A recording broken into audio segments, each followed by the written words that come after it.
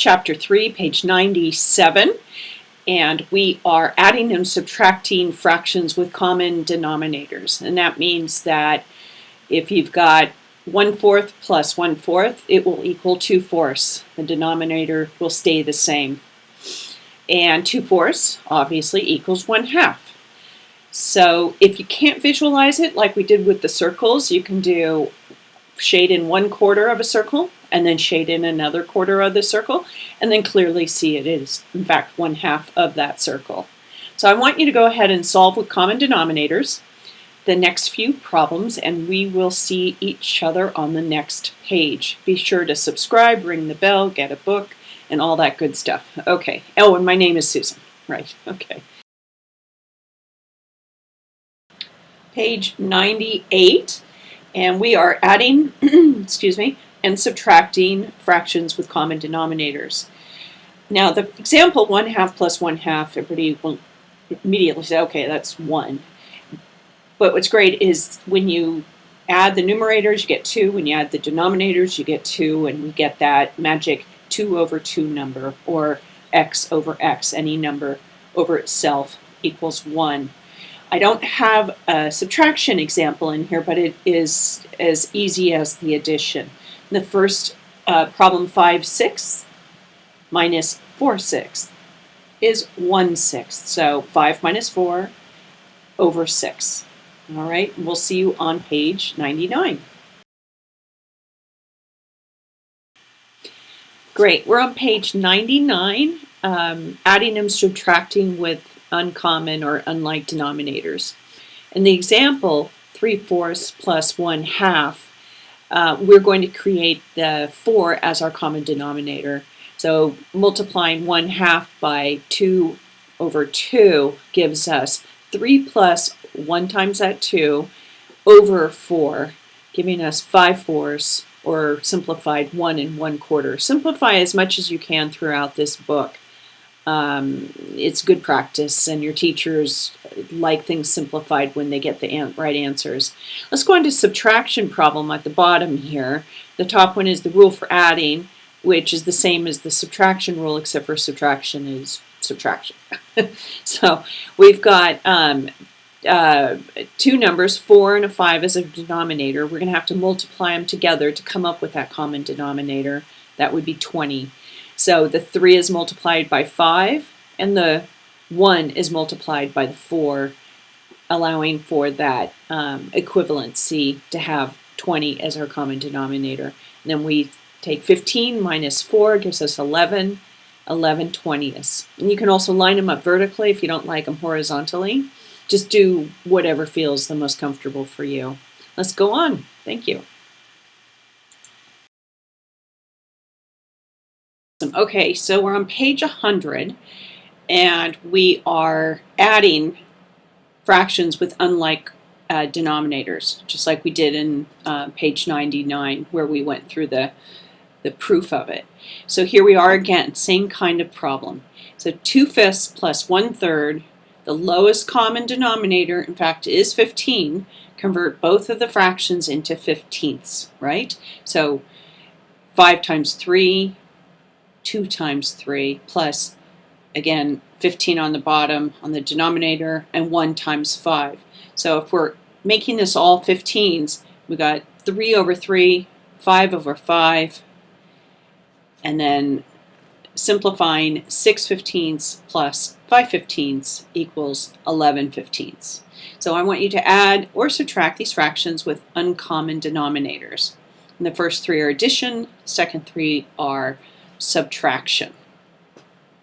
Very straightforward. I'll wait for you on to the next page, 101. Welcome. Okay, page 101. We are adding mixed numbers with unlike denominators. And to add mixed numbers, you first can convert them into improper fractions, as we did several pages ago.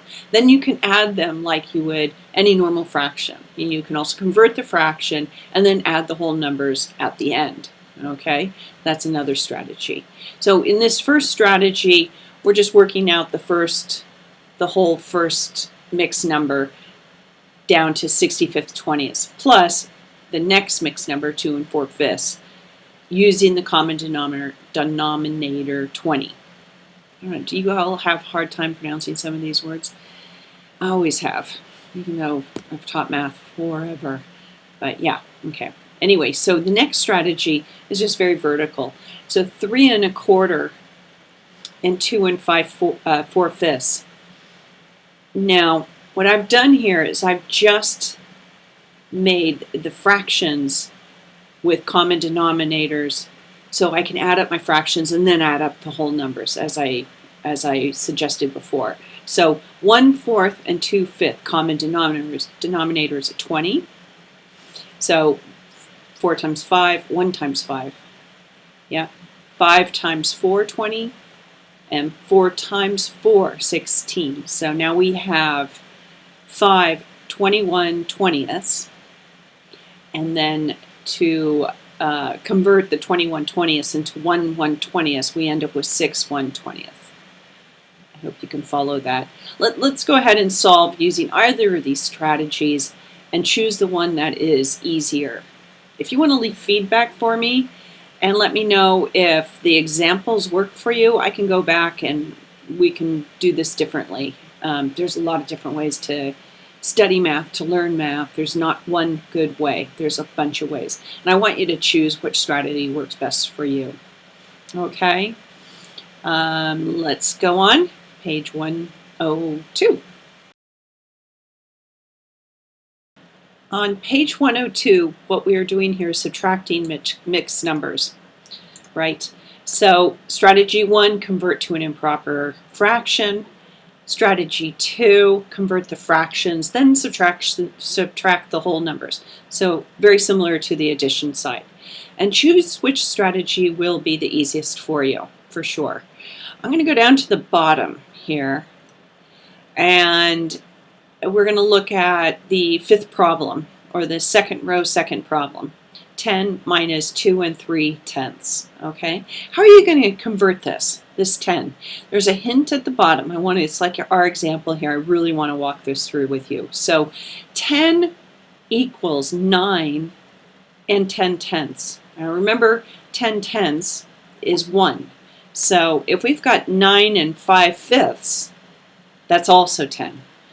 So in this case, we've got 9 plus 10, some number that we need, equals 10.